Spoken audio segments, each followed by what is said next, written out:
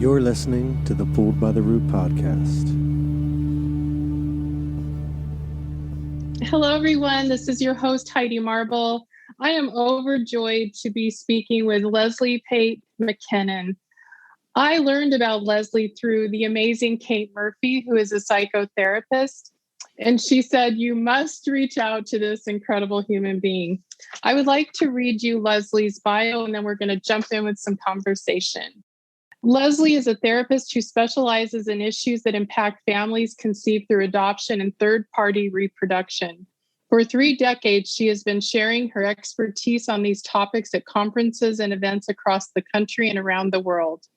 Her lived experience is that of a first mother who relinquished 2 sons for adoption in the mid-1960s, and a quarter of a century later gave birth and raised IVF twins. Her experiences in both and her extensive academic training have given Leslie a unique perspective into alternative methods of building a family. The tremendous losses inherent in adoption and third-party reproduction are seldom, if ever, addressed ahead of time with families, which sets them up for irreparable damage and dysfunction. Leslie's passion is educating therapists. She offers online supervision and adoption competency. Her story is included in the book, The Girls Who Went Away, and the documentary, A Girl Like Her. Leslie was interviewed by Robin Roberts on Good Morning America, featured in Dan Mather's report, Adoption or Adoption, and appeared on The Katie Couric Show along with her oldest son. She has appeared on CNN and is a consultant to those being reunited on TLC's Long Lost Family. And Leslie is licensed in the state of Georgia. Wow, Leslie, welcome. I'm so happy you're here. Thank you very much. And I'm very privileged to be here. I got excited when I got your call, Heidi, because I'm on the downward slope of life. And I want as many people as possible to hear our stories, for us to be able to tell them what adoption is really like, rather than them telling us what adoption is like, because society is in the fog, if you will, and we need to educate them. So any opportunity I get to tell my story, I always take it, even though I still, all these years later, get a little bit embarrassed of the details that I have to share, because it was the most shaming event in my life. And as far as I've come and as much therapy as I've done, I think part of that shame has just been baked into me. So I no longer think I'm going to be free of it forever. But I do think it's important for people to hear us. And I want to say one thing before I get talking. I still refer to myself as a birth mother. There are many first mothers, natural mothers. I'm using all the terms that other women prefer. And I don't care what you call me, but I've been calling me, well, except call me to dinner. That was my mother's joke. But, anyway, I've been referring to myself as a birth mother for so long, it just comes out automatically. So I mean no offense to any other mothers, and I try to respect exactly what they'd like to be called, but it doesn't always stick for me. So pardon me. Well, Leslie, I appreciate that, because I'm kind of new to adoptee land. And I think a lot of the language I'm still learning myself. So yes, my disclaimer as well, as we are not trying to offend anyone, Right. For sure. Well, Leslie, when we talked last week, I think the thing that was so refreshing is your candor and your honesty and your acceptance of what occurred and the pain that your sons have felt and that you have felt. And I do agree with you that these are the conversations that really need to happen, because the pain starts with, in my opinion, the mothers that gave birth to us. That's where the trauma starts. Mm-hmm. And so we really need to understand the whole entire stratosphere of this in order for change to occur. And I would just love you to, maybe speak about your experience. Take us back to that time when you were making these decisions. Okay. And I noticed when you were born, and that's right where I was, 1965, graduating from high school. And I don't know what happened. After high school, I became a very loose woman. I smoked cigarettes, and because I was going to go off to college and I had to look cool.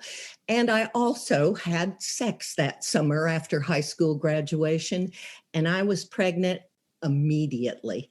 And I was terrified to tell my parents, of course. Anybody would be in that age. And my boyfriend at the time said, no sweat, we're getting married. He had just left for college and I was getting ready to go. And he said, I'll come home for the weekend and we'll talk to our parents together and then we'll go get married. And I said, okay. He came home. His father insisted that I go see their family friend who was an OBGYN. And of course, I'd never been to an OBGYN, and most women know that first little visit is quite a surprise. Yeah, not a lot of fun. No. No. But the doctor did confirm that I was pregnant. And so we went home and he went to talk to his parents and I was with mine. And then we got a phone call. His father said that I was merely trying to trap his son.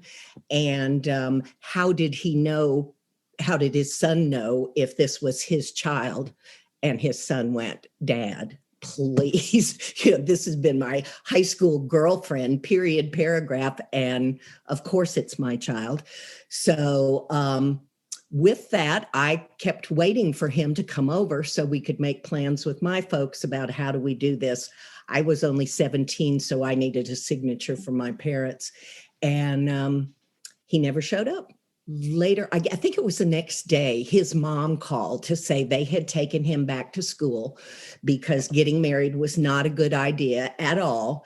But if my parents would like some money, or there was even an inference they could find a way to help me with this pregnancy, quote unquote, please remember this is pre-Roe versus Wade, that they'd be glad to throw a little money in and help in any way they could. And my mother hung up on him.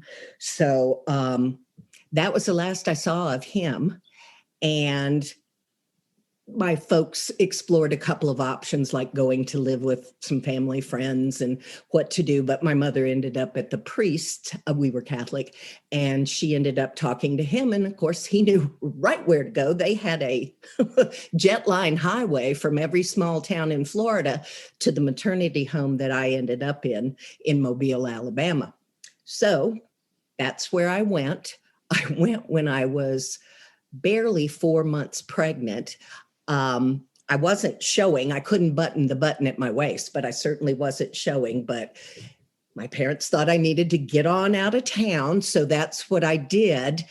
And the story for my friends was that I'd had this golden opportunity to go study abroad in France, and they wanted to take up on it. So I was sent to France.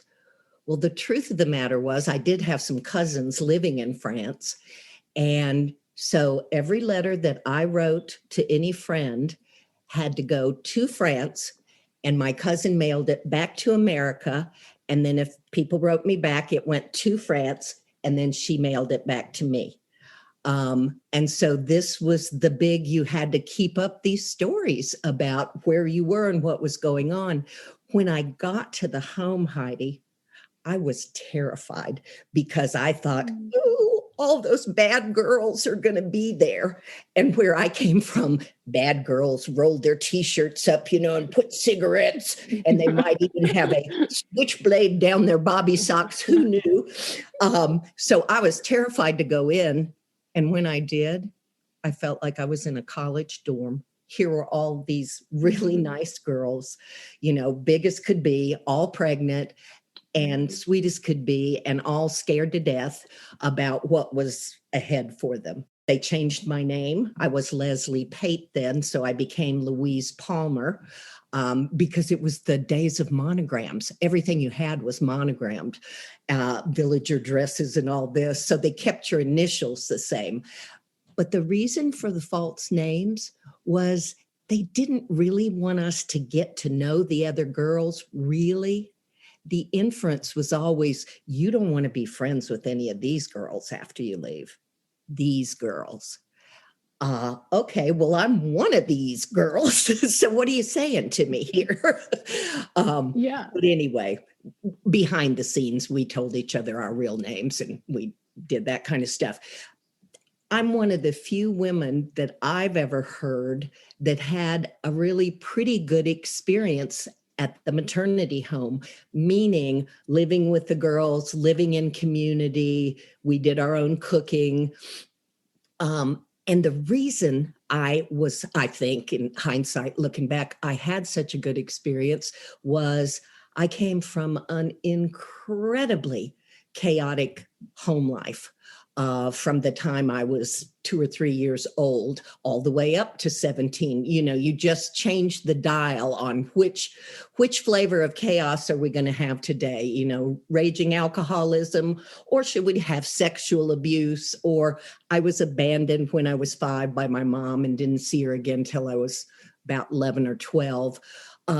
So getting out of all that and being in this nice home with the nuns, everybody was nice and pleasant, and it really felt the safest place I'd been in years. Isn't that something? So all I did while I was there was crocheted and made baby clothes. My sister had just had a baby 2 years before, and so I made a whole slew of baby clothes for her and then outfits for myself back in the day when sewing your own clothes, so that when I went off to college, I'd have this whole new wardrobe. So my time there was pretty good. Now, I did get the thing that all of us got, which is, of course, you have to give up your baby. A single mother can't raise a baby. You'd have to give it to two people who have a place for a child and could raise them and give them everything you can't. And, it was just the drill. It got drilled into you. I wouldn't call it therapy, but I had a session with a social work nun. I think we had them every other week, where she'd go through the routine. You are still planning to give up your baby. This is the only thing you can do. It's if you love them, if you really love them, and you're not going to be selfish about this, then you will give them to somebody who can raise them without shame. Your child would be called a bastard on the playground, and you don't want that, do you? That would just be so selfish of you to put that burden on your child.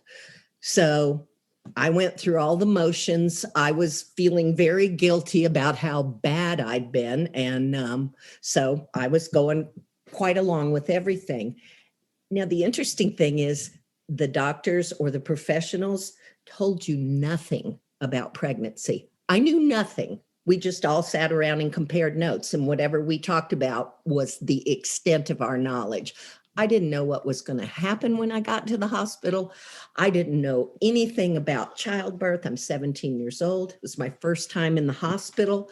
And in fact, when I went into labor, the sister, the head nun, just drove me up to the hospital and said, get out and go in and admit yourself you're in labor and just tell them that. So I did. And you could feel it immediately, the disdain that some of the help had for you, like the nursing assistants and the nurses, not every one of them, but there was, you knew they saw you as a bad girl. I had to labor in the hallway of the hospital with people going past me back and forth because they only let married women in the birthing room. Really? I mean, like what? Cooties were going to fall off of me or what? So I labored out in the hallway, having no idea of what laboring really was. I never made a peep. And finally, I remember a nurse came and checked on me, and she said, oh my God, why didn't you call me? You're crowning. And what's crowning? I don't know what crowning is. Okay, I'm sorry. And she said, oh, I've got to get the doctor. So they wheeled me in a room, and then they put the ether over my face, and I remember nothing else. And the next day, my parents came, and they told me I'd had a little boy. And they wouldn't let your parents come when you went into labor. I don't know what all those things were about, but I think it was about trying to keep you from strengthening in any way. If I only remember one gal who said she wasn't giving her baby up, she was about 26, and she found out, of course, after she gave birth, she had twins. And she said, I don't know if I can do this. And so they separated her and put her on another wing of the home we were in because they didn't want her thinking to infiltrate our thinking.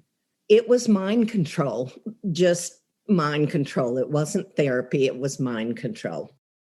When my son was born and I looked at him, you're a mom, aren't you? I am. Leslie, that's why I'm already crying. It just blew me out of the water. I was looking at him, and it was me and his birth father looking right back at me. I could see everything. In fact, we bought him some little booties because we were going to christen him, and they didn't fit. And my mom took them back to the store and got the next size, and they didn't fit. And then she looked at me and said, well, that was because my boyfriend had size 13 feet. She said, it's already begun. So anyway, it was a whole new thing when I laid eyes on him. And that's what I've told every mother I've ever worked for. You may think you made a decision, but when you see that miracle, and birth is such a miracle, and we all go, oh my goodness, it's a miracle. Although we all experience it, once you experience it, it's like, I can't believe this. But it was like, there's no going back. What am I going to say now? So they did allow me to have him christened. And I remember the last time I saw him, he was sleeping, but he had a little smile on his face. And the sister said to me, he's dreaming of angels. And I've always kept that in my mind. Sorry. You'd think 6 years later, but some of it just doesn't go anywhere. I think that's so important to say, because it's not a just, dust your hands off, we're done. It's a lifetime of hurt and loss for everyone involved in this. Yeah. Yeah. And they, you've heard all the drill. They said, go on with your life. This will be a bad dream. You'll forget all this. You won't remember. And I got home, and all I did was cry, but I always did it at night or in the bathroom, or when I felt like I couldn't keep it back any further, I'd go away because I didn't want my parents to know that I couldn't even forget about it right. I couldn't even get on with my life. Now, years later, when we compared notes, I find that they were grieving too, but none of us were talking to each other about it. And we did not talk to each other for 25, 30 years about it. Is that crazy? Everybody's in pain, and we're all acting like nothing ever happened. And that was that era. And that is one of the legacies, in my belief, that's hurt adoption so bad. We were all kept separate, and we were all kept secret. And things that are secret are usually not nice. And for me, I felt like my secret, I'd been such a bad girl, because I had been, a really good kid, but that I didn't really want anybody to know my secret. But anyway, I went on to college. My mother picked out a Catholic girls' school. I think she was going, I can know how this won't happen again, but fooled her. I finally, in February of that next school year, my son was born in May. Then I came home for the summer. Then I went off to school. And in February of that year, an old high school boyfriend who was getting shipped to Vietnam came to visit with a friend of his. I fixed his friend up with my roommate. We all went to someplace in Birmingham. And I want you to know, between the guy and we drank an entire pint of Rebel Yell. And if you don't know what Rebel Yell is, it's bourbon, cheap bourbon. I don't even know if they make it anymore. But at the end of that pint, I was in blackout. And the next morning when I woke up, I thought, I didn't, did I? Oh, surely I didn't. Sure. No, I'm sure I didn't. I go back to school. About 6 weeks later, I woke up one morning, growing up one night. And so I knew what it was. And I can still, if I go back to that time, I literally felt frozen. I was so cold. And I was like, what in the world am I going to do? Anybody could forgive somebody once. Is your head screwed on? You know what caused this. And here you are again. Well, I was so ashamed that time, Heidi, I couldn't tell anybody. I just couldn't let it out of my mouth. And I do remember the birth father of my second son came by to see me he's just now leaving for Vietnam.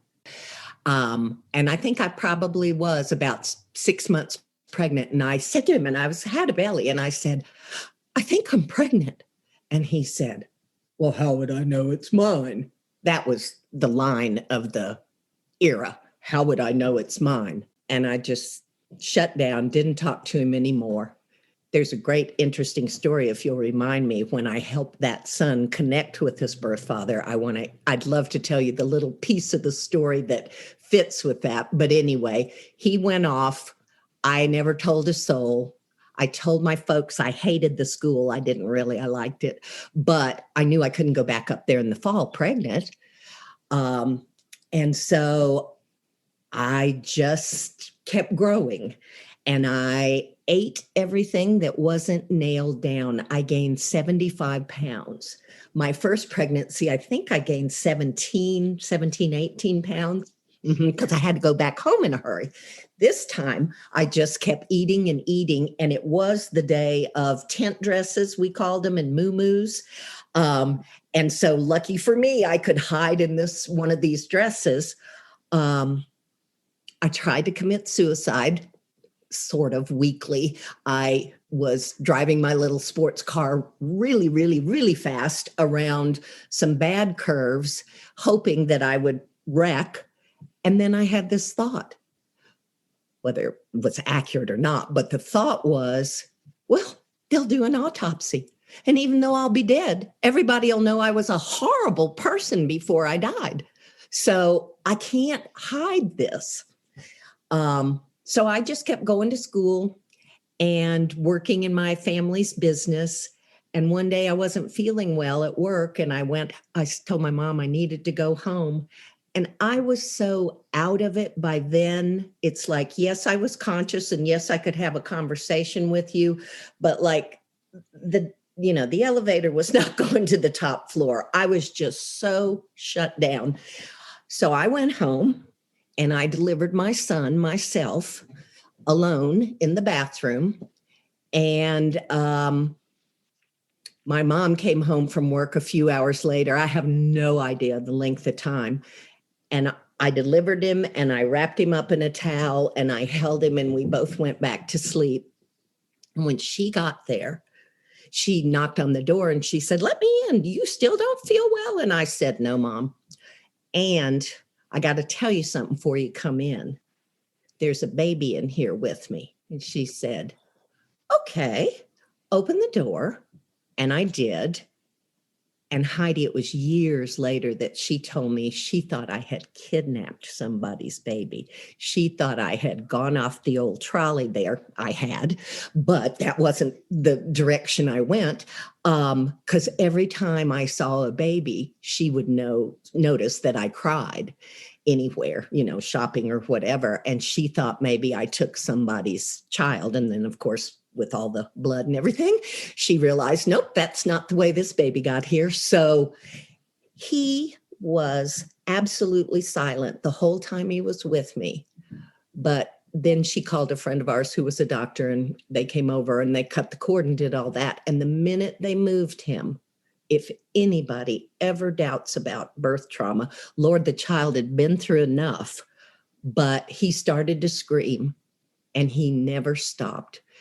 They kept him down in my parents' room, and he screamed all night long without pause.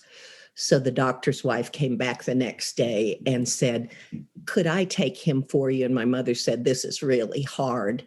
And so nobody asked me. They just took him to an adoption agency. And so there was the second one. That was a Saturday. On Monday, I was back at college. I was wrapped in foam rubber. My parents wrapped foam rubber around my belly so that it wouldn't look like I lost 25 pounds over the weekend. And then for a couple of weeks, they'd take a layer of the foam rubber off. And finally, I said, enough with that shit. Excuse my French, but, let's not do that. And I just went on to school. And again, we never spoke of it. It just like it never happened. And so I then the next year did go off to a big state school. And I just figured, now here we're coming right up upon the sexual revolution, mind you, because we're 67, 68. And I became what I laughingly called a born-again virgin. I said, I know what happens if you do those things. And so we're not going there. And all my friends, like, no, thank you. So friends were getting abortions. Friends were, having a lot of fun. And that was just not my path. I just buckled down and did the best I could in school because I figured that was one way I could redeem myself. I was a good person. I was, I had brains. I didn't feel like it, looked like it before that, but I did.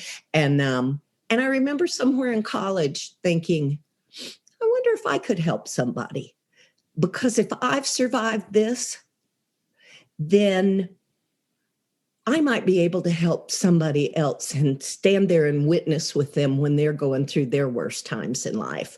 And so I became a clinical social worker and then moved to Atlanta, Georgia. And that's where I lived for the entirety of my career. We just retired a couple of years ago up to Asheville, North Carolina.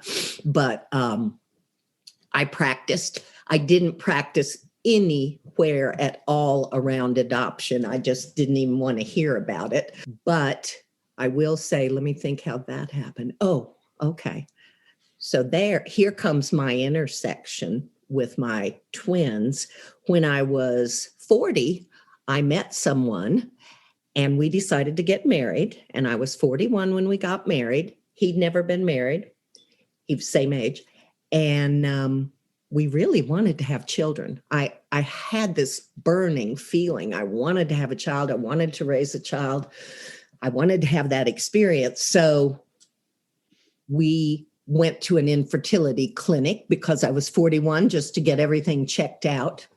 And I had, my tubes had gotten blocked over the years, my fallopian tubes. So they recommended we do in vitro using my husband's sperm, my eggs, but put them together in the Petri dish. And we did. And I got pregnant immediately. But I also began to notice in the fertility industry what they were doing and what they were telling their clients. And, no need to tell them that you had a sperm donor. No. That may make their relationship with their father not as good. Don't tell them anything. You're carrying the pregnancy. There's no need to know. And I'm like looking at these guys like, you guys are medical doctors, right? Medical? Like, this child has a different set of DNA than the parents, and you're not telling them. But no. They were doing every mistake adoption ever did, Heidi, all over again. So that was where that awareness came from. Then when my twins were about 18 months old, I realized I was getting more and more depressed And it was like, how can this be? I had boy-girl twins. I hit the jackpot for a woman at 43 to have a whole family. I carried till my due date. My son weighed almost 9 pounds, and my daughter was 6.5. It was like, I did beautifully with the pregnancy, but after they were here, I could feel myself. I just kept sinking, and I felt like I couldn't get close to them. So that's what got my buns back in therapy again. I was in therapy on and off my whole life, but I came home from therapy one day and said to my husband, I think I'm going to have to find the boys. And he said, oh, really? Well, we've been married 3 years. We have 18-month-old twins. We've been on quite a ride. He said, suppose we could wait till the twins get in kindergarten before you start. I said, oh, sure. But, and that ended up being super lucky for me because I read everything I could get my hands on. I got in a support group. I went to CUB, which is Concerned United Birth Parents, for the first time. And it was like, oh my gosh, here are all these other wonderful people, and this happened to them. I just couldn't believe the support I got by being with my tribe. You know, there were women in there that had been judges. There was an attorney. There was a this, there was a that. And I was like, these are really nice people. Like, it's a big surprise. So you see what my inner notion was of people who did this awful thing like me. And of course, there were women there, many who gave up 2. And I met a woman who gave up 3. It was before birth control. Once you have sex, as I tell parents of adolescents all the time, there's no getting that thing back in the barn again. You know, once you've been there, you're probably going to go back. In fact, when I went to search, the nun at the maternity home said to me, oh, sweetie, I'm so sorry to hear you had another child. She said, I can't tell you the number of girls that happened to. You were trying to fill the void. And I thought, I wish it had told me that then. I had no idea that could happen again. But she said, well, and a lot of them got married. And of course, a lot of them had abortions. And, you know, some gave up more than one. And some on the second time said, no way will I ever give away another child and raise them, no matter what kind of support they had. So then I did start searching. But I had all this preparation. That was so lucky because I got to learn from everybody else's mistakes. You know, don't do this, right. Don't do that. And that really helped me. That's the 2 things I help people with today are reunion is my biggie that I help people going through. And then I have another specialty. That'll be a whole nother edition of GSA. Have you heard of GSA? Do you know? I have not. No, I do not. Genetic sexual attraction. And that's all I'm going to say about that right now. It's a whole. Well, I'm almost scared to Google that, Leslie. I was going to say, you can Google it and I'll send you an article later. Yeah. And how about some of that bourbon, maybe? And a little rebel yell. If they're still making it, I'll send you a yeah. yell, Heidi. Oh my gosh. Yes, let's do that. Let's do that thing. Yeah. Oh my goodness. No, I am so grateful to you for sharing and reliving that emotional pain with us, because I think that it's very important for people to understand the circumstances, because I think a lot of adoptees, myself included, I just felt like I was kind of tossed away, no big deal. Sure. And there's a lot of anger and sadness and things and I think if we can really hear the stories and understand the trauma and the dynamics, if there's a way to do that, maybe that's a space where some healing can occur. And I'm not a therapist, I'm just guessing.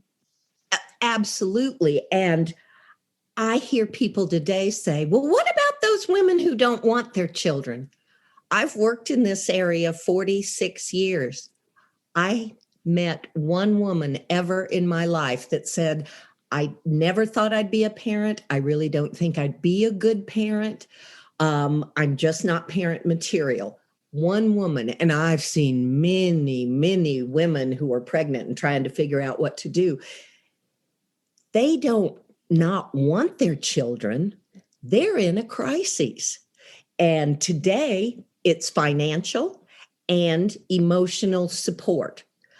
In the Netherlands, I think it is, if a single mother gives birth, they give her a whole kit of a bassinet and a few clothes and diapers. Anyway, it totals $500. And those mothers are able to raise their children. So there's a $500 gift in between a mother sometimes being able to raise and not being able to raise. I was in my 50s when one day I went, oh my gosh, my sister had always said to me, Leslie, I did exactly what you did. The only difference was I still had a wedding ring on. Remember the little one I told you I was making baby clothes for? Yes. 2. My sister got married right after high school, and they got a divorce within about 3 years. Her husband had stopped by to visit on his way to spring break once, her not yet ex, but in the process of becoming ex, and she got pregnant. But because she wasn't divorced, talk about a technicality. She was able to raise her child because everybody knew she'd been married legally. Okay. She came home to live with my parents. This never dawned on me until 10 or 15 years ago. And my parents helped her. And by the time my little niece was 3, she had met a really great man and married him. And that little girl is probably the most successful person in our family in terms of she's just incredibly delightful, and she's been super successful at a career. So you see what you can do when you have help. There was my sister at home with a baby, and she did it. And she used to say to me, I'm in the same boat as you. But I couldn't see it until much, much later. So yeah, it's very, very eye-opening to say the least. And Leslie, I wonder if you could talk to us about your experience finding your sons and maybe share, if you feel comfortable, the outcome of those reunions, and maybe because you are an expert in reunion, it would be really wonderful if we could just spend a little bit of time in that space. Absolutely. Absolutely. Well, so I just read and just educated myself for those 3 or 4 years until the kids got to kindergarten. And I say all the time, I have a degree in adoption. I don't have the sheepskin to prove it to you. I've never studied any topic as in depth as I have this one. But so once the kids were in school, I did start searching. And at some point, well, they were in kindergarten when I told them that they had these older brothers. And of course, I had several therapist friends who said, Leslie, I can't believe you're doing that. You're going to scare them to death. They're going to think you're going to give them up. And I said, give me a little credit for talking with them very regularly, telling them what happened. And they were like, oh, all over it. Are we going to find our brothers and all this? But be careful what you tell children, because, of course, they told their school teachers. And oh, great. I knew the whole school was like, we heard you're looking for Elliot and Annalise's brothers. And I said, yes. And when we eventually found them, my daughter was in the 3rd grade, and her teacher said, could she bring him to show and tell? And of course, this is my oldest son, and he's very, very affable, and he's the neatest guy. And he came and he sat in the little chair in the front of the room with show and tell that Annalise had just found her big brother. But the good news for me, Heidi, was they were both searching. It doesn't get any better than that. When they're searching and you're searching, everybody wants to meet or connect, or, you don't know to what degree, but at least, everybody is looking for a meeting of some sort. And I actually, I say to people all the time, I do have a deep faith because it's all that kept me alive for years.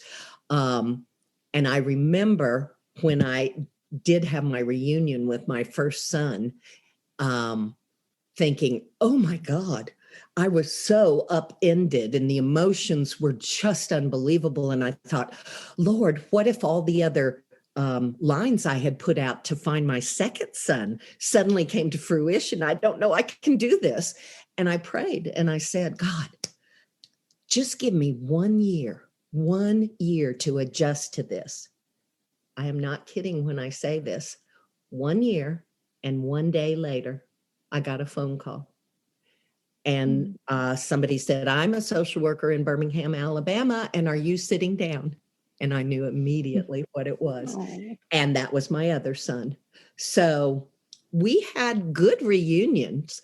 I'm just so lucky. My oldest son was the youngest adopted into a family of 6 kids. So adoption was just natural. He said their house was like the UN, everybody was from everywhere and all these different personalities. And then my younger son, the one that I delivered myself, he and I had a great reunion. In fact, when I first met him, I said, they told me you were an artist or something. The intermediary had said he was into some kind of art. And he said, no, not an artist. I'm into music. And I said, music? I immediately lit up. I said, what kind? And he said, oh, nobody my age likes it. I said, what is it? And he said, jazz. And I said, my dad was a jazz musician. I grew up, with jazz. And in fact, I was in a gospel choir for 20 years. And he said, oh, get out of here. He said, I remember the first time I walked into the student center and they were playing Miles Davis, Kind of Blue. And he said, I just stopped. It was like, I had to go get the album. And I said, well, sweetie, you listen to it a lot, because I would lay on the sofa and play Miles Davis with tears rolling down my cheek, wondering, what the heck am I going to do here? So anyway, DNA.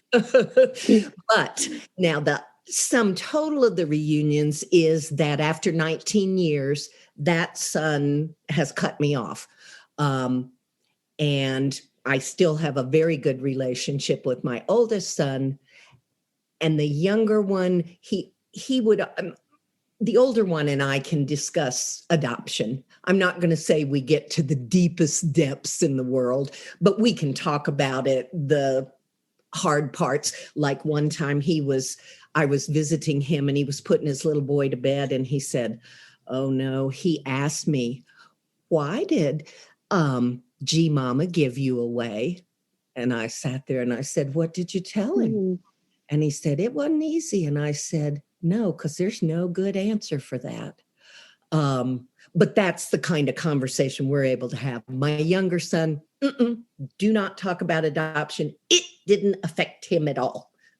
So I said, okay. And we never did. And see, that's part of what I think keeps us from healing.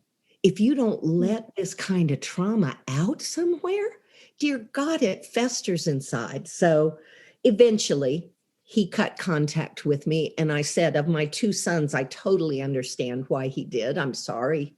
I, cried about it and I feel loss about it. And the one thing that makes it easier is I really understand why he did it. I do. I get it. And I wish we could talk, but I'm not sure that would fix anything. But we can't, obviously. And so the good news is, though, he stayed in contact with my twins. He visited my son in Germany when he was over there. And so I've said, if nothing else, if he has that link to some of his heritage, that's a good thing.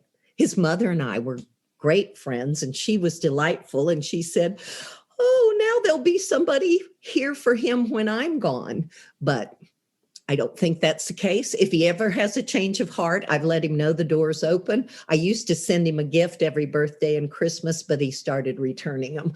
So I haven't been able to do that anymore. But I've been lucky. I've had a good run with reunions. And like I said, I definitely understand my son. What he must have experienced in utero, it's hard for any mother to think that, they participated in that. I was a ripe old 18-and-a-half-year-old, and I didn't know Jack. I'm so sorry that all of you had to experience that. And I think there's so much we can all learn by listening to the real pain and the trauma that exists in all of these spaces. We hope that there are a lot of different people listening out there, Leslie, adoptive parents, adoptees, birth moms. And as we wrap things up, you've given us so much of your personal story and weaved it in with your professional life. And I think that's so helpful. What would you like to say if you kind of had to summarize it, if you wanted to educate people that may not be aware of the loss and trauma? Right. One of the things that appealed to me when you called was that you wanted to get everybody's story, everybody in the family of adoption. And that was the first thing I noticed, Heidi, when I came into adoption advocacy. And I do that because that's what heals me. The more I try to help somebody else or, new mothers who are trying to make these decisions, that's healing for me. But what I noticed was that the family of adoption is so splintered. Birth mothers think that the adoptive parents got the goods, they had the good time and, this, that, and the other. Well, I worked with adoptive parents that's teenagers were boinking out of control, and they had no idea that was going to happen.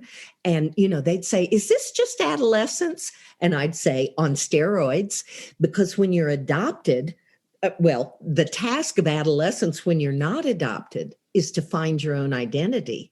And so when you're adopted and you don't have all the pieces, it makes it even harder. So I don't believe that all adoptive parents had some easy thing.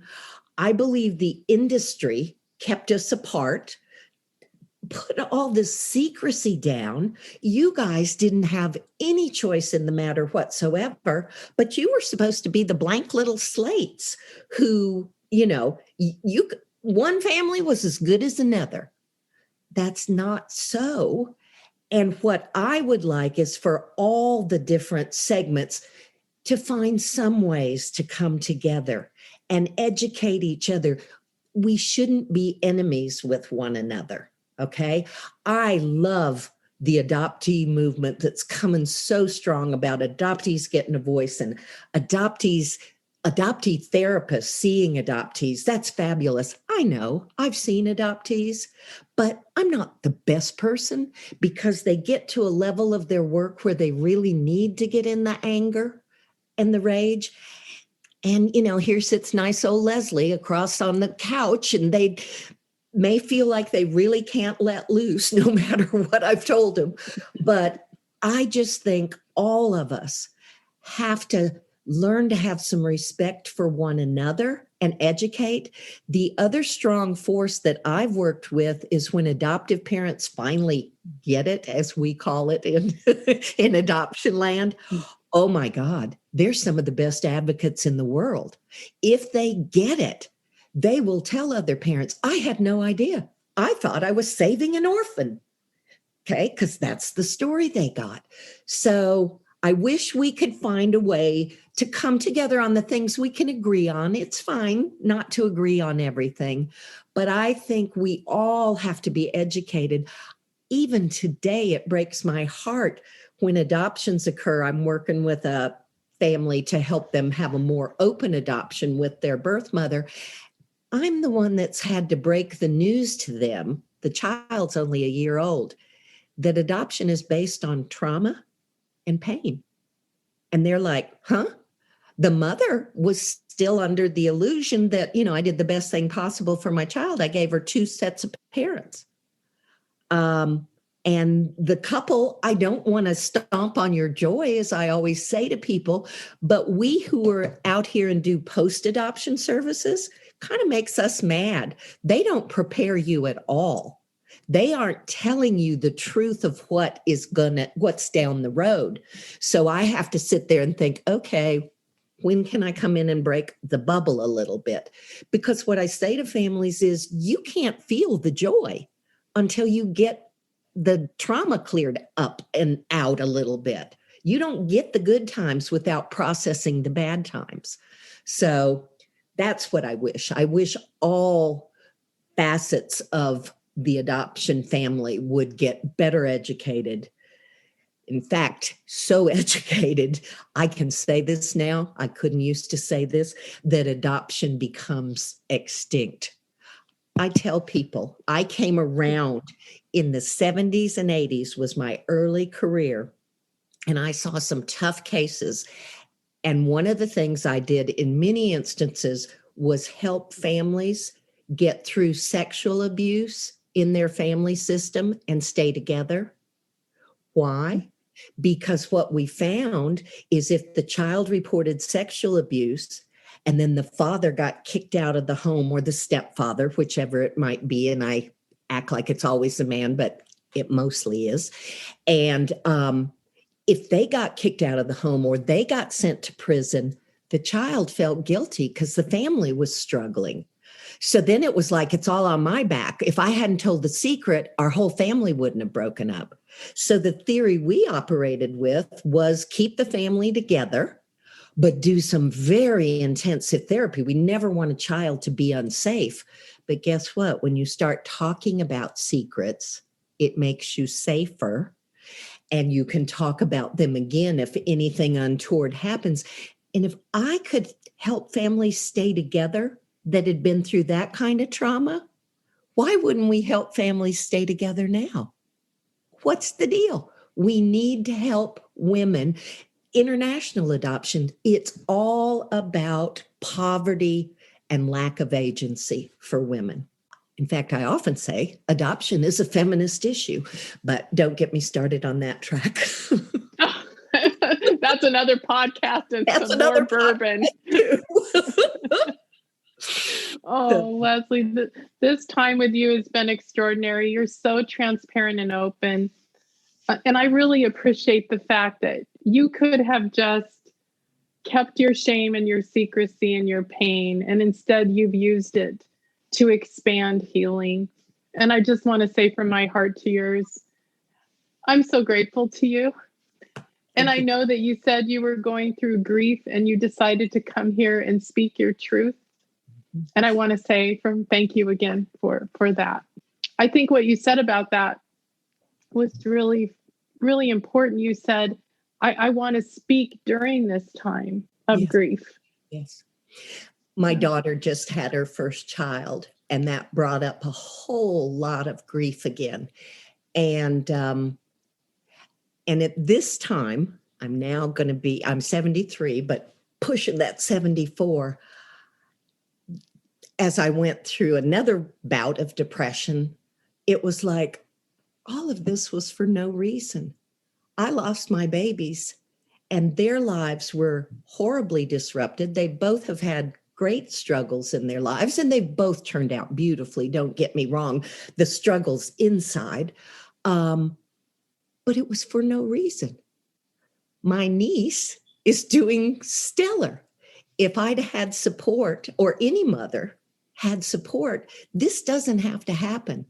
And that's why I want to speak, because it doesn't need to happen, not on the level it's happening. I think in England a few years ago, they did 12 adoptions in the entire year. Okay? That's the way it needs to be. Yes. In the entire country in the year, they did 12 adoptions. That's what needs to be happening. We do not need to be separated. I keep saying we don't need post-adoption services if we don't traumatize everybody to begin with. Come on. So I know it all feels logical, but Oh gosh, Leslie. Well, I'm getting, well, first of all, I'm going to Google some things. And I appreciate my time with you, Leslie. I'm so glad to be connected with you. Thank you so much. Bye-bye.